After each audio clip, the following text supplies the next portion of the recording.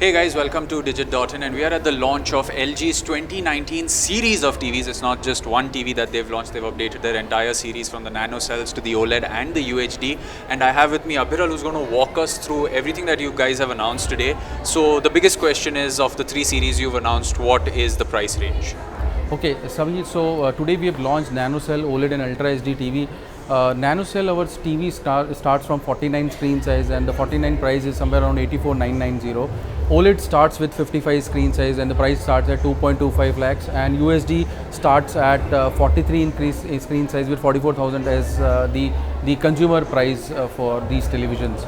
Okay, and the biggest thing out here is the fact that you have a new processor, which is the second generation of the Alpha 9 processor, which was the flagship processor for last year's TVs. Correct. How is that different from last year's? What is the second generation all about? Right, so last year we had this Alpha 9 processor in OLED TV and Alpha 7 processor in NanoCell TV, but this year we have incorporated deep learning technology in these processor. So Alpha 9 generation 2 processor works on a deep learning technology, and it has got millions of data points in this processor. So we call it as the brain behind the television.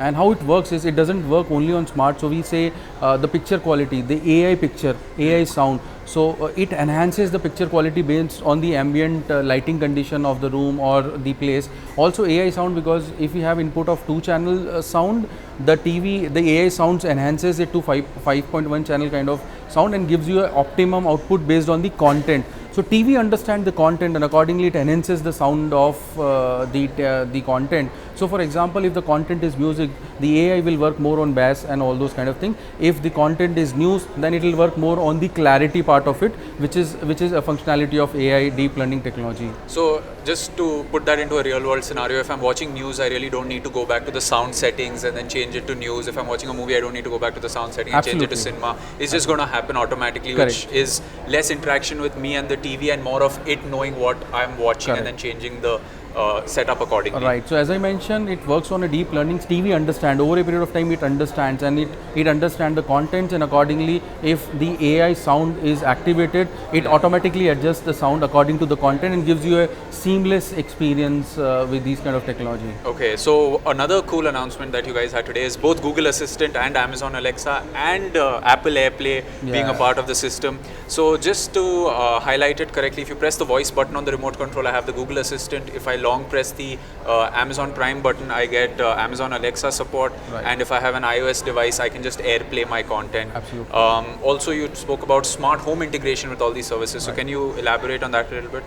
Okay, so as a part of LG strategy, we understand consumer and we bring value to the customer. So we have, over a period of time, we have understood the customer, and as a part of our LG strategy, open platform strategy, we have incorporated Google Assistant and Alexa built into our ThinkU AI television, which gives consumer a wider choice of connectivity, convenience to it.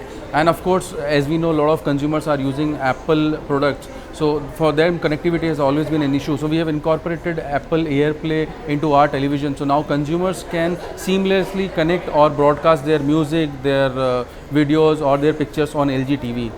All right. Okay.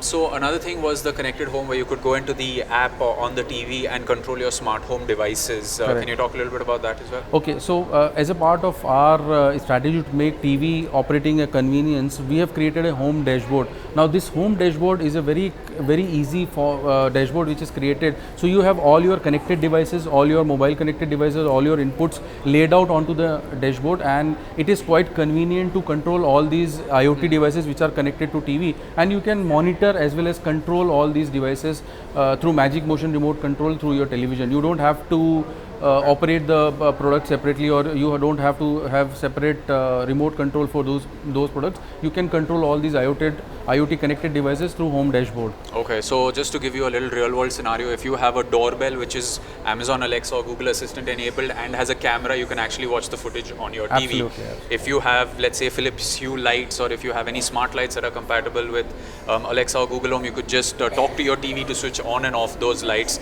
ensuring you're a much happier couch potato.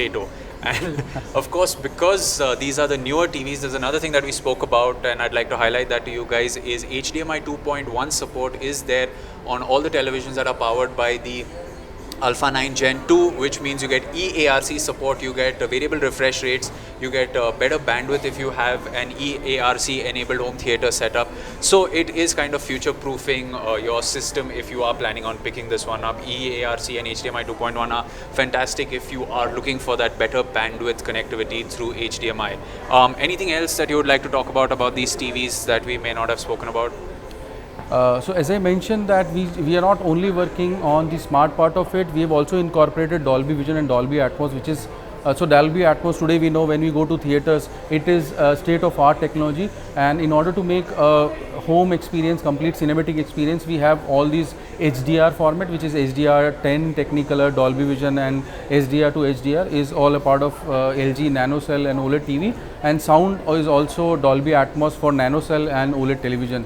Which gives a surround sound experience, a real 360 object-based sound experience to all the consumer. And Dolby Vision comes to all the 3 series, or is it just on the? So all Dolby Vision is a part of NanoCell and OLED television series. And the UHD just supports HDR. Yeah. All right. Okay. Perfect. Thank you so much for all the information. Thanks a lot. Yeah. For the latest technology updates, subscribe to Digit.in and don't forget to hit the bell icon.